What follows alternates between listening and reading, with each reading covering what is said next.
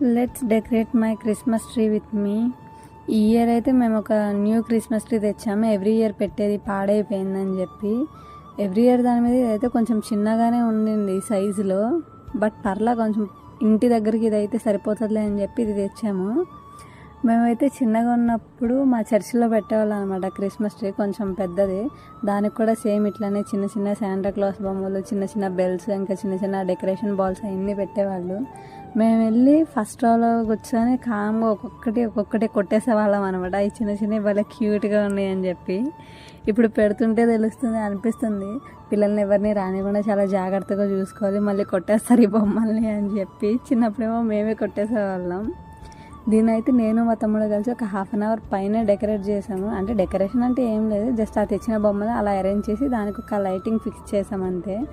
అవి అరేంజ్ చేయటాక మాకు 1/2 అవర్ పైనే పట్టింది. ఇదైతే